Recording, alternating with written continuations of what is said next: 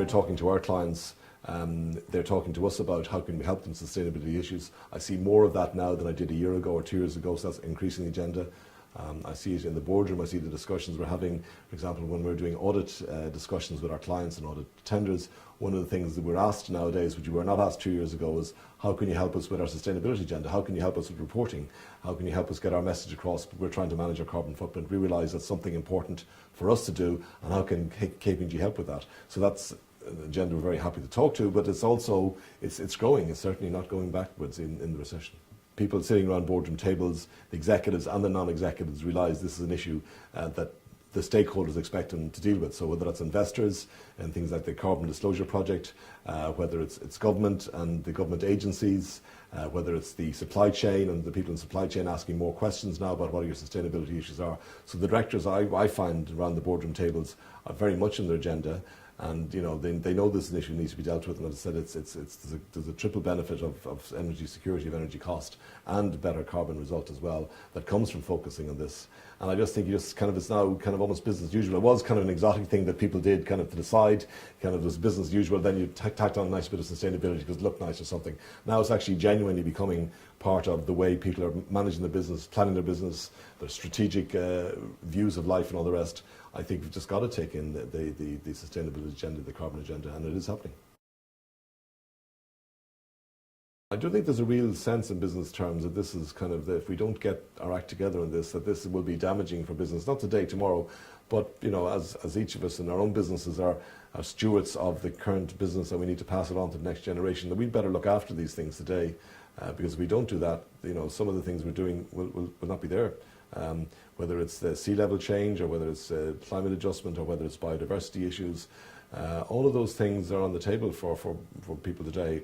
And in managing the risks of the business, you've always got to look and say, how can we keep our business strong and stable, and what are the things we've got to look out for? I believe that sustainability is moving up on that risk awareness agenda as well, and people are just looking to say, how are we going to manage the risks that damage can be done by not looking at sustainability issues.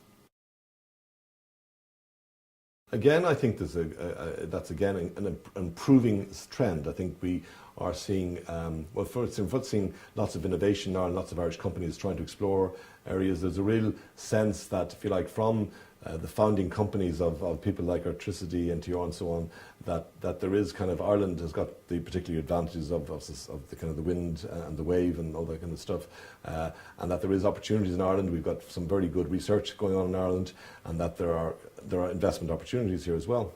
And I do believe there is an appetite. We've gotten quite a few requests now from companies, start-up or development stage companies, who have got great ideas, have got a product that they've developed, and now they want to bring it to market and want to tweak it, develop it, grow it, sell it, and they're looking for funding. And we're finding that the fundraising is out there, that the venture caps are looking at it, that there are specialist funds who are putting money, not just global funds that are looking at opportunities in this space as well. So it is something that we're quite involved in. Very happy to help them on the tax side, on the kind of reporting side as well, as to accountable to their investors. So it is absolutely, again, if you look back over 2 years and say what's happening there today versus 2 years ago, absolutely much more active, absolutely more products, more investment products coming to market, but also a corresponding growth in the appetite of people looking to say, where am I going to put my few bob? Less bob than I had a few years ago, but my few bob, and I want to try and get a return over the next few years. Where it's going to be comparatively good for me to earn a return, and I think everybody's investment portfolio probably now has, you know, a growing share of the renewable energies of carbon good products in there. So I think that's what's happening at the moment. The Green IFSC project is still, the Taoiseach would have announced, the Taoiseach Brian Cowan before the election announced the support of the government for the Green IFC concept and the Green IFC project, and it was again repeated in the programme for government from the current government. And I know there's very active work going on at the moment just to finalise what is, quotes, the Green IFC. I'm not sure that will be the name of the project when it eventually comes to fruition, but there is a space for Ireland with this innovation, with our research, with the things, the renewable energy, because Ireland has had a very good track record in renewable energy.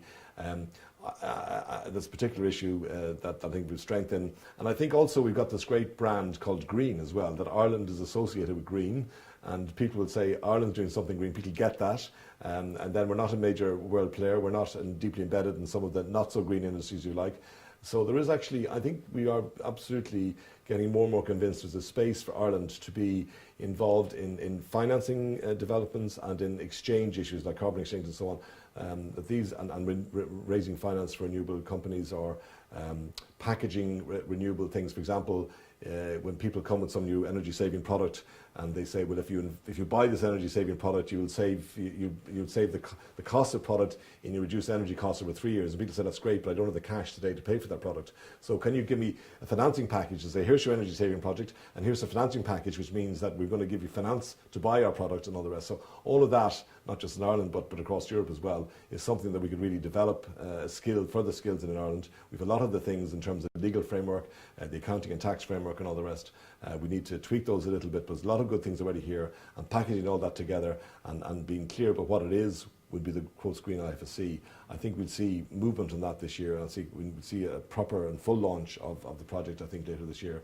And I think it's going to be exciting and it's going to be very good for Ireland.